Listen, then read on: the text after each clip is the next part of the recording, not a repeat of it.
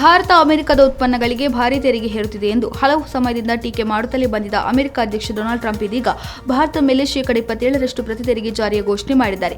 ದೇಶೀಯ ಉದ್ಯಮಗಳಿಗೆ ಚೇತರಿಕೆ, ಸ್ಥಳೀಯವಾಗಿ ಉದ್ಯೋಗ ಸೃಷ್ಟಿ ಮತ್ತು ವ್ಯಾಪಾರ ಕೊರತೆ ತಗ್ಗಿಸುವ ಉದ್ದೇಶ ಹೊಂದಿರುವ ಈ ತೆರಿಗೆ ಏಪ್ರಿಲ್ 10ರಿಂದ ಜಾರಿಗೆ ಬರಲಿದೆ. ಸಂಸತ್ತಿನಲ್ಲಿ ಉಭಯ ಸದನಗಳಲ್ಲಿ ಅಂಗೀಕಾರಗೊಂಡ ವಕ್ಫ್ ಮಸೂದೆ 2025ರ ಸಾಂವಿಧಾನಿಕತೆಯನ್ನು ಸುಪ್ರೀಂ ಕೋರ್ಟ್ನಲ್ಲಿ ಶೀಘ್ರದಲ್ಲೇ ಪ್ರಶ್ನಿಸಲಾಗುವುದು ಎಂದು ಕಾಂಗ್ರೆಸ್ ಪಕ್ಷ ಹೇಳಿದೆ. ವಿವಾದಿತ ವಕ್ಫ್ ತಿದ್ದುಪಡಿ ಮಸೂದೆ ಲೋಕಸಭೆ ಹಾಗೂ ರಾಜ್ಯಸಭೆಯಲ್ಲಿ ಅಂಗೀಕಾರಗೊಂಡಿದ್ದು, ಈ ಹಿನ್ನೆಲೆಯಲ್ಲಿ ಸಂತಸ ವ್ಯಕ್ತಪಡಿಸಿರುವ ವಿಜಯಪುರ ಶಾಸಕ ಬಸನಗೌಡ ಪಾಟೀಲ್ ಯತ್ನಾಳ್ ಅವರು ಇದು ಪ್ರಜಾಪ್ರಭುತ್ವಕ್ಕೆ ಸಂದ ಜಯವಾಗಿದೆ ಎಂದು ಶುಕ್ರವಾರ ಹೇಳಿದ್ದಾರೆ.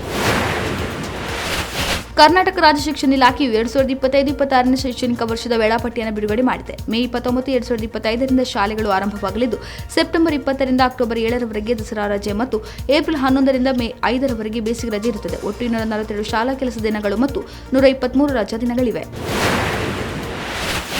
ರಾಜ್ಯಸಭೆಯಲ್ಲಿ ಕೂಡ ವಕ್ಫ್ ತಿದ್ದುಪಡಿ ಮಸೂದೆಗೆ ಅನುಮೋದನೆ ದೊರೆತಿದೆ. ವಿರೋಧ ಪಕ್ಷಗಳು ಬಲವಾಗಿ ವಿರೋಧಿಸಿ ಸಂವಿಧಾನ ಬಾಹಿರ ಎಂದು ಕರೆದವು. ಆದರೆ ಸರ್ಕಾರವು ಮುಸ್ಲಿಂ ಸಮುದಾಯದ ಹಿತದೃಷ್ಟಿಯಿಂದ ಇದನ್ನು ಮಂಡಿಸಿದೆ ಎಂದು ಬಿಜೆಪಿ ಪ್ರತಿಪಾದಿಸಿತು. ಚಿನ್ನ ಮತ್ತು ಬೆಳ್ಳಿ ಬೆಲೆಗಳೆರಡೂ ಇಂದು ಶುಕ್ರವಾರ ಭಾರೀ ಮೊತ್ತದಷ್ಟು ಕಡಿಮೆಯಾಗಿದೆ. 22 ಕ್ಯಾರೆಟ್ ಆಭರಣ ಚಿನ್ನದ ಬೆಲೆ $8,560 ಇದ್ದದ್ದು $8,400ಗೆ ಇಳಿದಿದೆ. 24 ಕ್ಯಾರೆಟ್ ಚಿನ್ನದ ಬೆಲೆ $9,200 ಗಡಿಯೊಳಗೆ ಬಂದಿದೆ. ಬೆಳ್ಳಿ ಬೆಲೆಯಂತೂ ಬೆಂಗಳೂರಿನಲ್ಲಿ $99ಗೆ ಕುಸಿದಿದೆ. ಚೆನ್ನೈನಲ್ಲಿ $108 ಆಗಿದೆ. ಬಂಗಾಳಕೊಲ್ಲಿಯಲ್ಲಿ ಚಂಡಮಾರುತದ ಪರಿಣಾಮ ಕರ್ನಾಟಕದ ಕರಾವಳಿ ಸೇರಿ 14 ಜಿಲ್ಲೆಗಳಲ್ಲಿ ಇಂದು ಭಾರೀ ಮಳೆಯಾಗುವ ಸಾಧ್ಯತೆ ಇದೆ. ಹವಾಮಾನ ಇಲಾಖೆ 14 ಜಿಲ್ಲೆಗಳಿಗೆ ಯೆಲ್ಲೋ ಅಲರ್ಟ್ ಘೋಷಣೆ ಮಾಡಿದೆ. ನಮ್ಮ ಮೆಟ್ರೋದಲ್ಲಿ ಪ್ರಯಾಣಿಕರಿಗೆ ಅನಾನುಕೂಲತೆ ಉಂಟು ಮಾಡುವ ಹಾಗೂ ಮೆಟ್ರೋ ನಿಯಮಗಳ ಉಲ್ಲಂಘನೆ ಮಾಡಿದವರಿಗೆ Bengaluru metro rail corporation limited shock ನೀಡಿದ್ದು 6 ತಿಂಗಳಲ್ಲಿ 27,000 ಮಂದಿ ವಿರುದ್ಧ ಪ್ರಕರಣ ದಾಖಲಿಸಿಕೊಂಡಿದೆ.